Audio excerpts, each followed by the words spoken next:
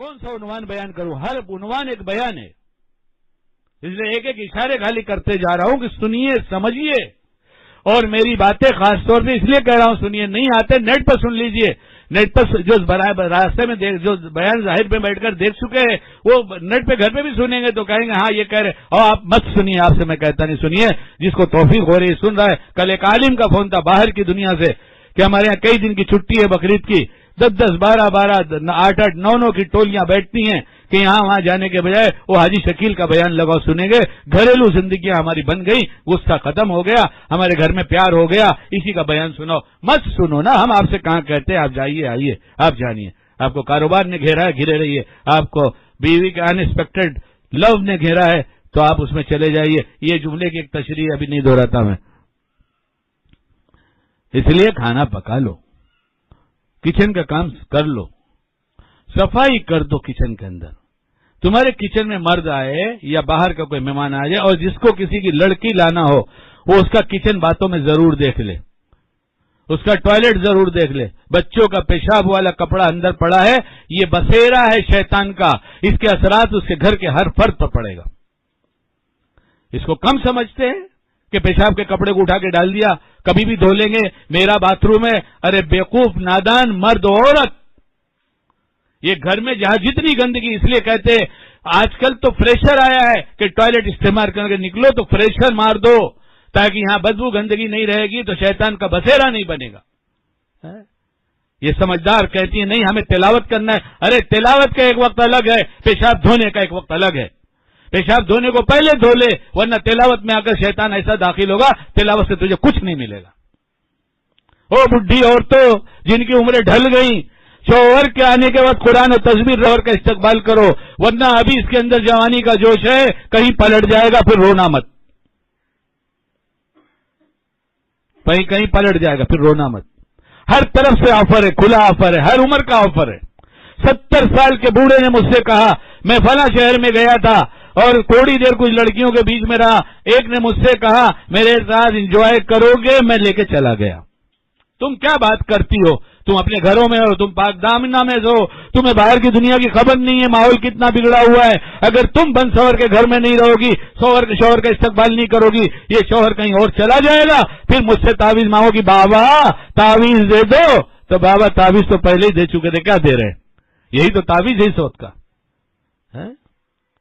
تو میں گیا، میں نے کہا بھائی چلو، میرے ایک دوست ہیں، ہم نے ان سے بات کیا، ان کے یہاں سویٹر بکتا ہے، تو سویٹر ہم نے نکالا کہ بھائی دو، میری اہلیہ کے لیے ایک سویٹر دو، کبھی ہو سکتا ہے ٹھنڈی بڑھ جائے تو برداشت کی قوت کم ہے، ہر جگہ کا موسم بدل رہا ہے، اس لیے وہ لوگوں نے نکالا اور نکال کے وہ ایک دم مرا ہوا کلر جس کو سوبر کا نام دیا کہ بڈھی کے لیے کیسا چاہیے، یہ کلر بہت اچھا ہے، یہ وائٹ والا، یہ ذرا سا مشہور، یہ ایسا۔ ارے میں نے کہا کمال کیا تم نے، لاؤ پنک لاؤ، گلابی لاؤ، تربوزی کلر لاؤ، مینگو کلر لاؤ، ایسے کلر لاؤ جب میں سمجھو کوئی باغ میں ہوں، اور تم نے تو ایسا بنا جیسے اجڑا باغ۔ تو سب ہنسنے لگے، کہنے لگے ہم تو کچھ اور سمجھ رہے تھے۔ ہم نے کہا ابھی نہ سمجھو، ابھی کچھ سال باقی ہیں، ابھی کچھ سال باقی ہیں، اس لیے ہم ایسا پہنائیں گے۔ اس لیے جب ظاہری کشش کم ہو جائے تو او بڈھوں یہ مشہور بات رہنے دو، کیا ہے؟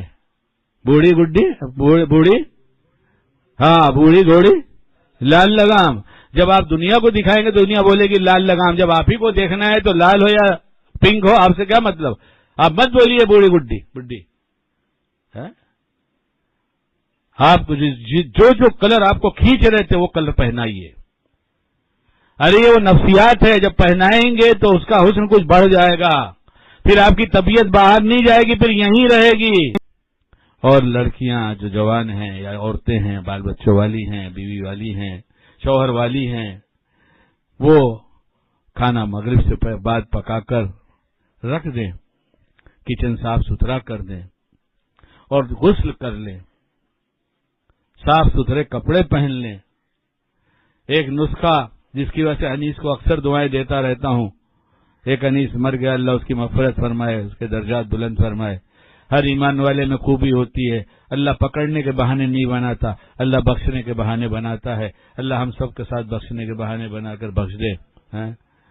ہمارے پسینے میں بدبو تو نہیں ہے، اور ہے تو بہت تھوڑی سی ہے، دعویٰ نہیں ہے، بہت تھوڑی سی، لیکن کوئی بدبو والا آ جاتا ہے تو بڑی تکلیف ہوتی ہے. تو الحمدللہ الذی عافانی والی دعا پڑھنا پڑتا ہے. تو کہ اللہ چاہتا تو نہیں بدبو، کون مسلمان چاہے گا بدبو ہو، لیکن ہے پسینے کی بدبو. لیکن یہ کہا جاتا ہے جتنے زیادہ گناہ ہوتے ہیں بدبو اتنی زیادہ ہوتی ہے. یہ لوگوں نے کہا ہے، پتہ نہیں حقیقت اس میں کتنی ہے پتہ نہیں. تو ایسی پسینے کی بدبو کی بات چلے، جب بہت سے لوگ سفر سے آتے ہیں پسینے میں ہوتے ہیں، بدبو میں ہوتے ہیں، 27 گھنٹے کا، 22 گھنٹے کا، 18 گھنٹے کا سفر، اور آتے ہی حضرت کہہ کے چپک جانا چاہتے. ارے بھیا کیوں سزا دیتا ہے؟ معانقہ فرض تو ہے نہیں نا، تھوڑا سا دور سے مذاکرہ کر لیتا ہے، اور جا کے نہا کر آتا، ہمارے پاس باتھ روم ہے، کپڑے بدل لیتا، پھر کرتا معانقہ زور سے.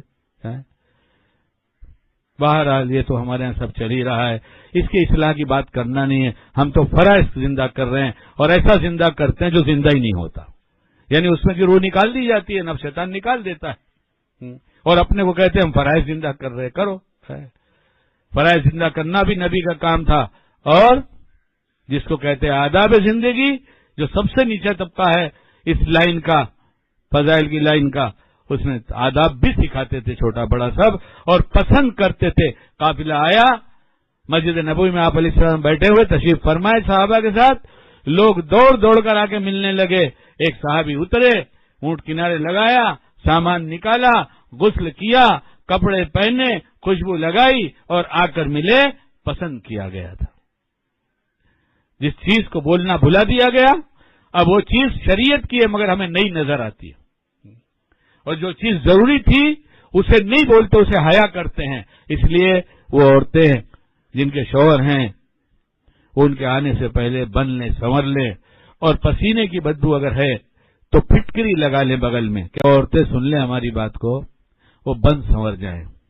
کہ پھٹکری لگا لیں، خوشبو لگا لیں، گھر میں جو لگائی جاتی ہے خوشبو، مسئلہ پوچھ لیں، خوبصورت بن جائیں. یہ بلی جیسی آنکھیں نہ رکھیں بلکہ کاجل بنا کر حسینہ جیسی آنکھیں بنا لیں. اور آگے ایک دو جملہ بول دوں تاکہ پھر پتہ نہیں بول سکوں کہ نہیں بول سکوں. شوہر کے آنے کا وقت پتہ ہے کہ اس وقت آئیں گے، اس وقت یہ مت کہیے، نفس آئے گا کہ جلدی سے نماز سے فارغ ہو جاؤ. پتہ چلا 8 بجے گھر میں آتا ہے، انہیں 8 بجے عشاء کی نماز کی ترغیب دے دیا اس نے. کیا کہا؟ اس کے دھوکے جلدی کھلیں گے نہیں، بہت مشکل ہے. یہ سمجھنے لگی کہ اب ہم نماز میں مشغول لیں گے تو شوہر کو اچھا لگے گا. واہ، 8 بجے تمہارا شوہر آتا ہے، تمہیں معلوم ہے نیچے سے ہانڈ مار دیتا ہے، تم کو پتہ چلا گاڑی آ گئی. اور نہیں تو گھروں کی گھنٹی بھی ایسی ہے مشترکہ فیملی میں کہ سب کی گھنٹی پتہ چلتی ہے، یہ کس کا اسٹائل ہے، کون آیا ہے. اس وقت ساس اماں گھورے نہیں، دیکھے نہیں، بلکہ نام لیں اپنی بہو کا، جاؤ جاؤ دیکھو آیا فلاں آیا ہے، اس کو بھیجیں. اور ساس اماں کی رعایت اس وقت مت کرو. اس وقت اپنے شوہر کی رعایت کرو. اگر نادان ساس ہے تو رہنے دو اس کی نادانی اپنی جگہ پر. تم دروازے پہ جاؤ، اس کا استقبال کرو، اسے لپٹ جاؤ،